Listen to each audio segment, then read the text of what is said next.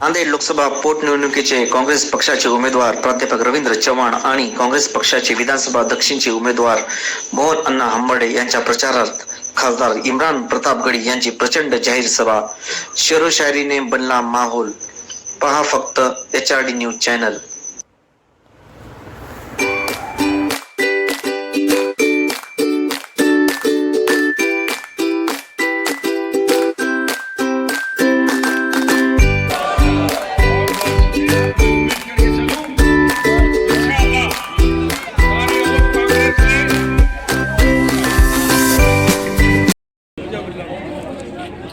मेरे मामू अब्दुल समद साहब और लोकसभा के उम्मीदवार रविंद्र चौहान जी और MLA के उम्मीदवार मोहन राव हंबर्डे साहब, तमाम बुजुर्गों और दोस्तों,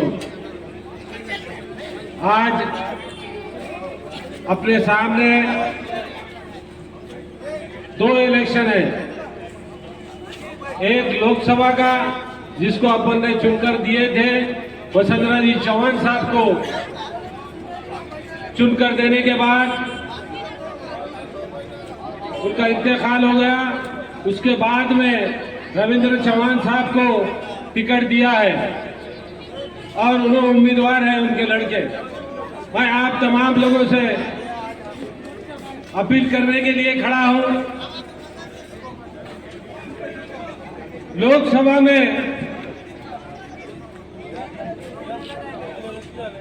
जब वसंतराव जी चौहान चुनकर आए थे तो हमने वन साइड एक तरफा पूरे जिले में वोट देकर उनको चुनकर लाया था।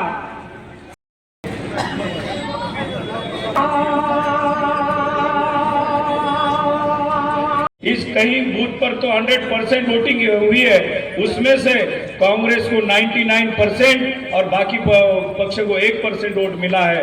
इतना ये हमारा जो इलाका है वो कांग्रेस का है। तो मैं आप सबको विनती कहना चाहता हूँ, जिस तरह मेरे पिताजी को वोट देकर आपने जिताया, उसी तरह मेरे पीछे पिताजी के पीछे मुझे भी अपना वोट दे। और मैं आपको दावे के साथ कह सकता हूं कि मैं किसी आपके कौन से काम के लिए कभी भी पीछे नहीं रहूंगा।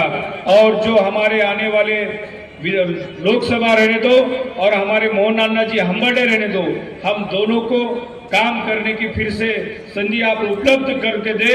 और रिकॉर्ड ब्रेक हमारी जीत ऐसी होनी चाहिए कि रिकॉर्ड ब्रेक होनी चाहिए। इतने आप सबसे मैं विनती करता हूं। और दो अल्फाज मुझे यहाँ कहने के लिए आपने जो इजाजत दी, मैं शुक्रिया अदा करना चाहता हूँ।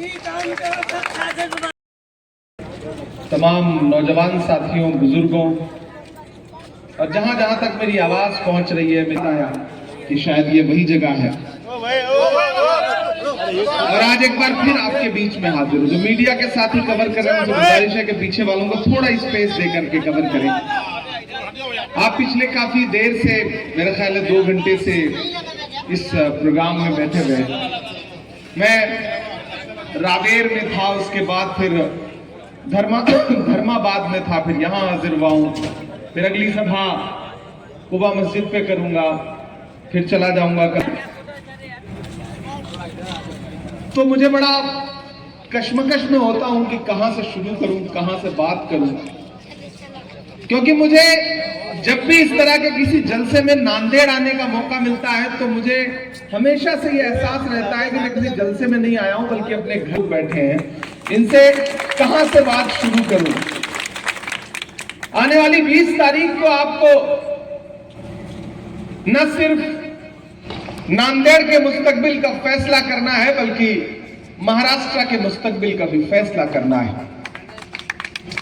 यह इलेक्शन बहुत जरूरी इलेक्शन है। अभी 5 महीने पहले ही आपने लोकसभा के चुनाव देखे हैं, और सिर्फ देखे ही नहीं, बल्कि भाजपा की पूरी साजिश के बाद भी आपने नांदेड़ में जो तारीख लिखने का काम किया है कि अभी तक भाजपा उस सदमे से उबर नहीं पाई है।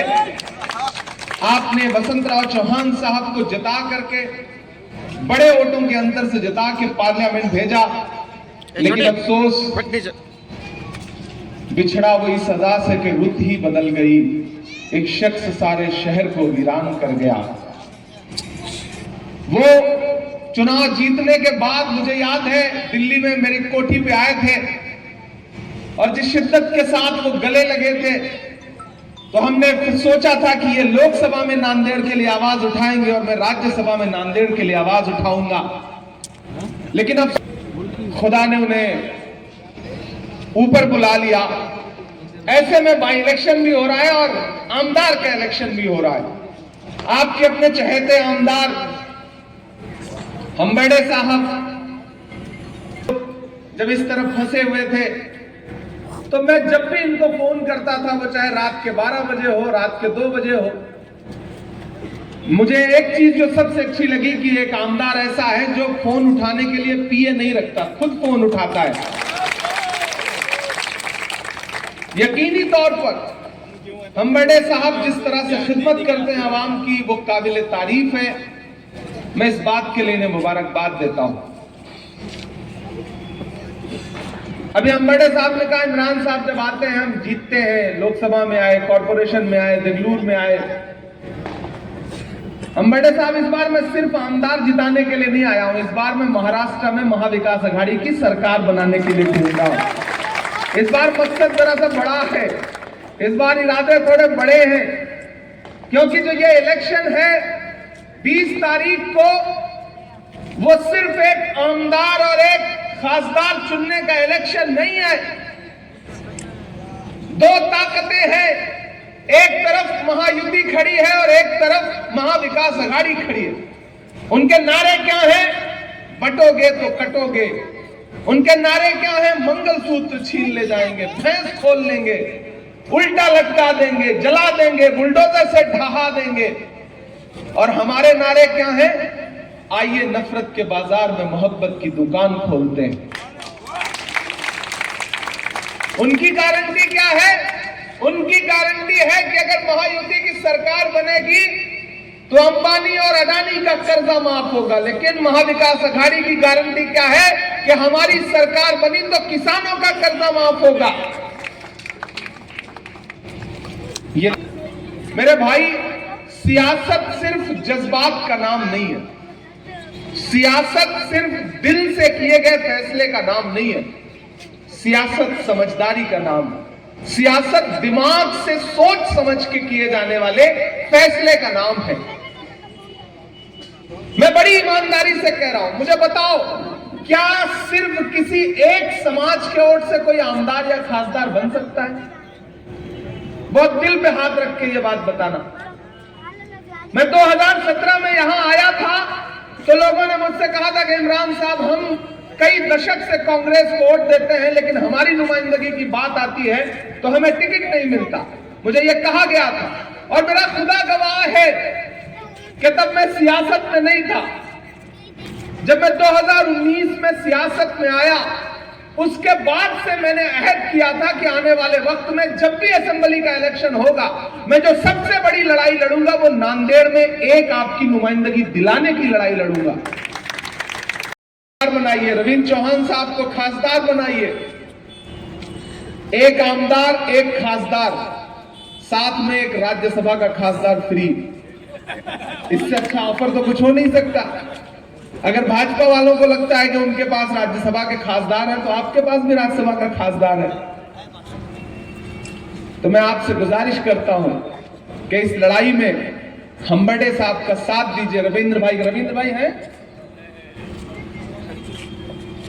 मैं जितना वसंत दादा को जानता था, जितना उनसे मेरी मुलाकात थी, मैं उनके चुनाव प्रचार में आया था। बहुत सारे काम वालिदैन के ऐसे होते हैं जिसे वालिद पूरा नहीं कर पाते जिंदगी में, तो उसे पूरा करने की जिम्मेदारी बेटों पर होती है, औलादों पर होती है। और मुझे पूरा यकीन है कि रविंद्र चौहान साहब बसंतराव चौहान जी के जो सपने थे नांदेड़ को लेकर के, उसे पूरा करेंगे, ये मुझे पूरा यकीन है। बड़े साहब भाई उधर सत्तार साहब लड़ रहे हैं।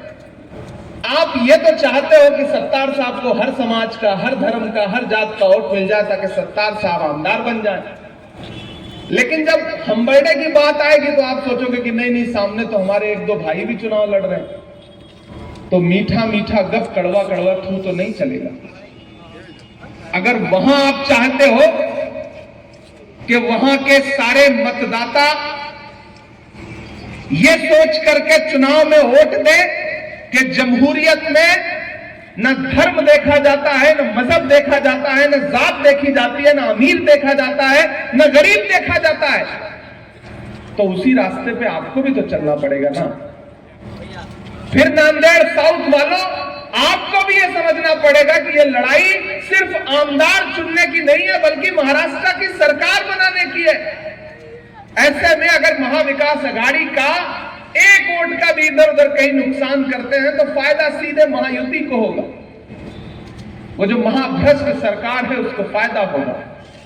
तो मेरी आपसे गुजारिश है कि सिर्फ एक समाज के वोट से कोई चुन के नहीं आ सकता। कांग्रेस के कैंडिडेट को चाहे थोड़ा ही मिले, लेकिन हर समाज का वोट मिलता है। ये सदियों से होता आया। हर वफा जिंदे जावेद नहीं होती है, दिल का हर जख्म कहीं दिल का कमल बनता है। जब शहंशाह भी हो, इश्क भी हो, दौलत भी, तब कहीं जाके कोई ताजमहल बनता है। तो तकरीरें सुनिए, नारे लगाइए, सब ठीक है, लेकिन 20 तारीख को जो अपने घरों से बाहर निकलिए और ईवीएम का बटन दबाने लगिए तो एक बार इसका इस्तेमाल करिए और सोचिए कि आपका दिया गया वोट भाजपा को फायदा तो नहीं पहुंचा रहा है। आपका दिया गया वोट महायुति को फायदा तो नहीं पहुंचा रहा है। आपका दिया गया एक एक वोट महाविकास आघाड़ी को मिलना चाहिए। पूरे महाराष्ट्र में आमदार का चुनाव हो रहा है। नांदेड़ ऐसा शहर है जहां एक तरफ आमदार और एक तरफ खासदार दो चुने जाने हैं, और उनके लिए अपील करने के लिए आपका अपना खासदार, आपका बेटा आपके बीच में खड़ा होकर गुजारिश कर रहा है। मुझसे राहुल गांधी जी ने कहा कि इमरान, नांदेड़ जाओ, लोगों से अपील करो, क्योंकि भाजपा ने पूरी साजिश कर रखी है, पूरा फोकस कर रखा है। प्राइम मिनिस्टर जा रहे हैं, होम मिनिस्टर जा रहे हैं। मैंने कहा राहुल जी आप परेशान मत होइए, नांदेड़ वाले जानते हैं कि गमों की आंच में भी मुस्कुरा कर चलना पड़ता है। ये दुनिया है, यहाँ चेहरा सजा कर चलना पड़ता है। तुम्हारा कद मेरे कद से बहुत ऊंचा सही, लेकिन चढ़ाई पर कमर सबको झुका कर चलना पड़ता है। ये चाहे जितने prime minister, home minister, minister, chief minister आए, ये नांदेड़ है। ये कल भी कांग्रेस के साथ था, ये आज भी कांग्रेस के साथ है, और आने वाले दिनों में भी कांग्रेस के साथ रहेगा। और आपको भरोसा दिलाते हैं कि ये देश की नहीं बल्कि स्टेट की असेंबली में खड़े होकर के आपके लिए लड़ेंगे।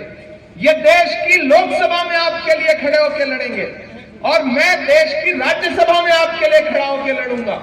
जब भी हम्बर्डे जी की निधि कम पड़ जाएगी ना, तब मैं इनका हाथ पकड़ के इनके जो लेटर पैड होता है ना निधि वाला, उस पर साइन करवाऊंगा और उनसे कहूंगा कि हम्बर्डे साहब को दो, नांदेड़ साउथ के लोगों के लिए डेवलपमेंट का काम होना है। और अब तो आपकी दुआ ने मेरी कलम में भी वो ताकत दे दी है। मेरा कलम भी इस ताकत में है कि मैं आपको निधि दे सकता हूं, आपके लिए बजट दे सकता हूं। आज कोई बड़ा ऐलान नहीं करूंगा, लेकिन इतना आपको यकीन दिलाता हूं कि 23 तारीख को रिजल्ट आने दीजिए। रिजल्ट आ जाए, प्रदेश में महाविकास आघाड़ी की सरकार बन जाए महाराष्ट्र में, मैं अपनी निधि का एक लेटर पैड इनको भी दे दूंगा कि साहब नांदेड़ साउथ के लोगों के लिए जो भी खर्च करना है खर्च करिए। इमरान प्रतापगढ़ी आपके साथ है, रविंद्र चौहान आपके साथ है। और मुझे तो एक बात कहते हुए, थोड़ा सा आगे बढ़ते हुए कह रहा हूं कि इनको आप एमएलए बना के भेज दीजिए, सरकार बनने जा रही है, क्या पता मैं लड़ झगड़ के इनको मिनिस्टर बनवा करके वापस भेज दूं, ऐसा भी हो सकता है।